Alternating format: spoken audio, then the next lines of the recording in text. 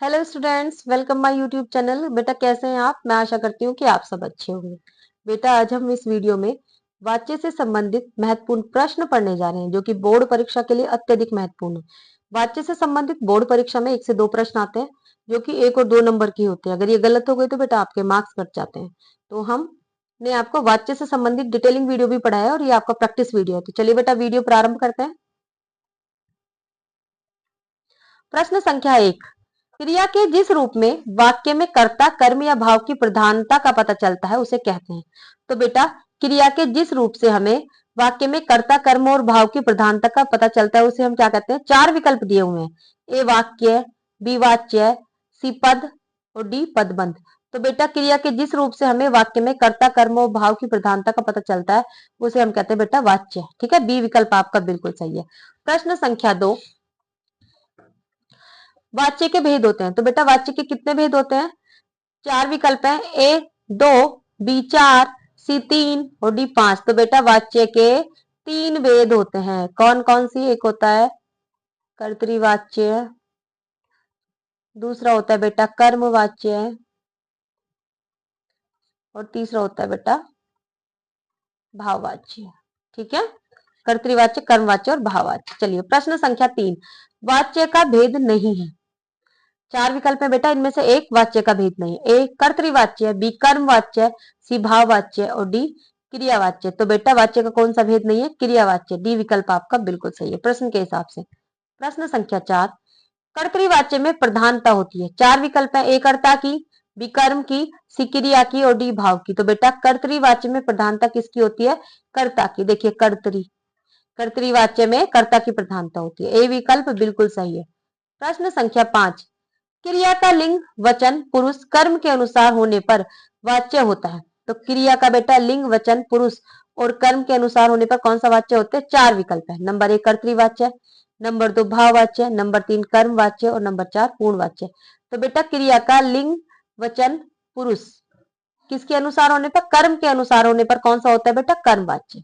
ठीक है, यदि कर्ता के अनुसार होता है तो कर्तृवाच्य और कर्म के अनुसार होता है तो कर्मवाच्य।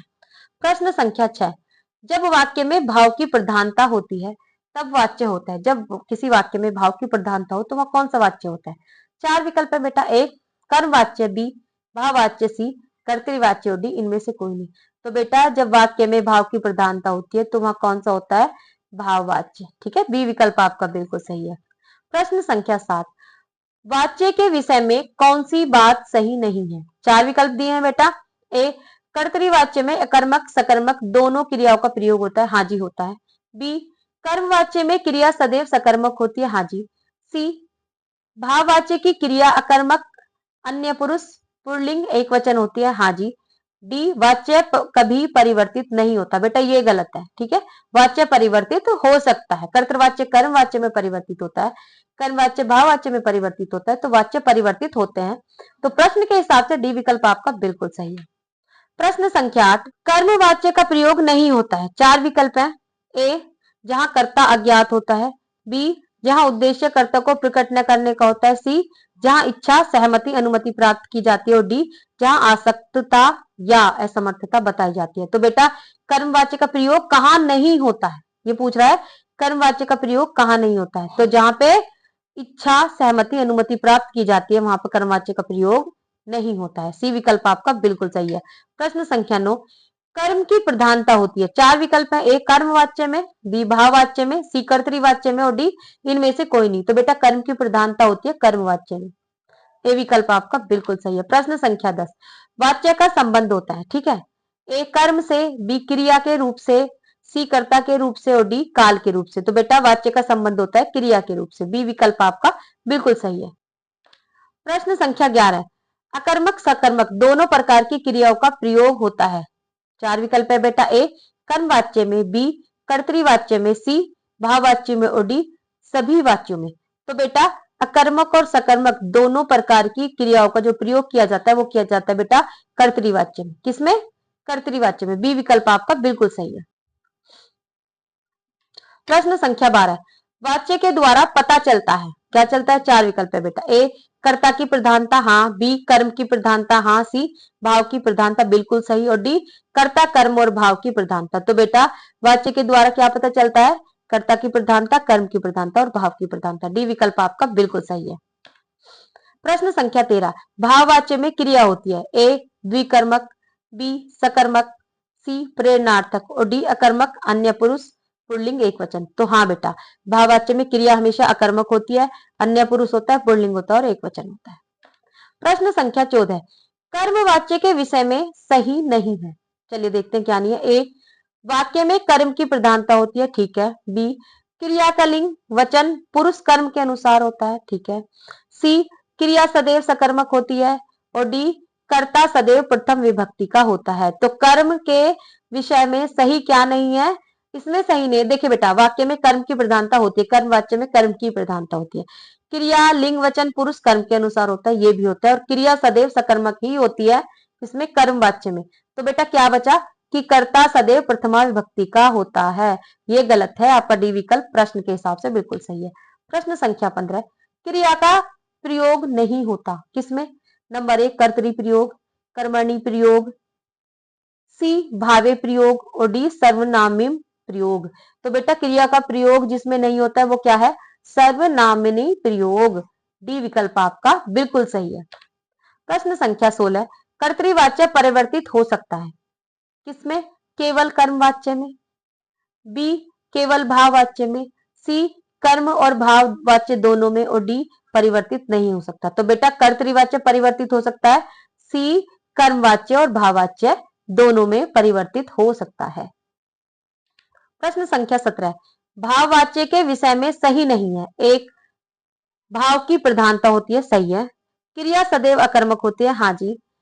सी कर्ता में तृतीया विभक्ति होती है, बिल्कुल सही है। डी कर्ता में प्रथमा विभक्ति होती है। बेटा ये गलत है, भाववाच्य में कर्ता में तृतीया विभक्ति होती है, ठीक है। और भाव की प्रधानता होती है, क्रिया सदैव अकर्मक होती है। तो भाववाच्य के विषय में क्या सही नहीं है? कि कर्ता में प्रथमा विभक्ति होती है। डी विकल्प प्रश्न के हिसाब से बिल्कुल सही है। प्रश्न संख्या 18, सूचना दे दी गई है, वाक्य में वाच्य है, कौन सा वाच्य देखते हैं? एक कर्तृवाच्य, बी कर्मवाच्य, सी भाववाच्य और डी क्रियावाच्य। तो बेटा सूचना दे दी गई है, कौन सा है? कर्मवाच्य है। क्या दे दी गई है? सूचना दे दी गई है, सकर्मक क्रिया है और किसी ना किसी के द्वारा तो सूचना दी ही गई है, इसमें कर्ता का लोप है। तो कौन सा वाच्य हो जाएगा? कर्मवाच्य। जैसे अखबार पढ़ा जाता है, अब अखबार अपने आप थोड़ी ना पढ़ा जाएगा, किसी ना किसी के द्वारा ही अखबार पढ़ा जाएगा। तो इस तरह से जहां कर्ता का लोप होता है वो कर्मवाच्य होता है।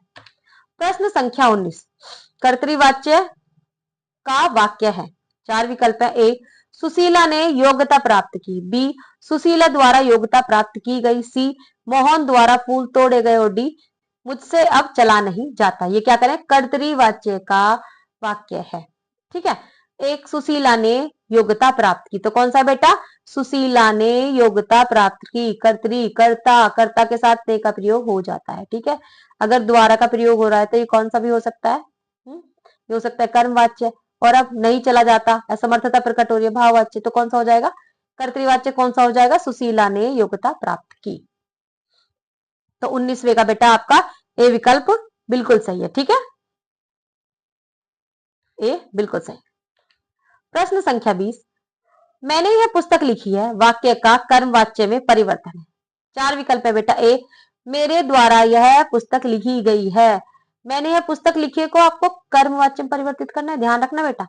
और कर्मवाच्य में क्या लगता है? मेरे द्वारा लगता है, द्वारा शब्द उसमें आता है, के द्वारा, मेरे द्वारा, ठीक है। मेरे द्वारा यह पुस्तक लिखी गई है। बी मैं यह पुस्तक लिखता हूँ, सी मैं यह पुस्तक लिखूंगा और डी मैंने पुस्तक को लिख दिया। तो ये क्या करें? मैंने यह पुस्तक लिखी है, वाक्य को कर्मवाच्य में परिवर्तित करना है। तो मेरे द्वारा यह पुस्तक लिखी गई है। तो बेटा कौन सा? ए विकल्प आपका बिल्कुल सही है। इस तरह से वाच्य से संबंधित हमने आपको पूरे 20 प्रश्न करा दिए हैं बेटा, और आपके 2 नंबर यहाँ पक्के हो जाते हैं। आप इस वीडियो को 1-2 बार देखेंगे और हमने वाच्य से संबंधित डिटेलिंग वीडियो भी बनाई है, आप हमारे चैनल पे जाकर देख सकते हैं, एजुकेशन नूब पे। मिलते हैं अगली वीडियो में। नमस्कार।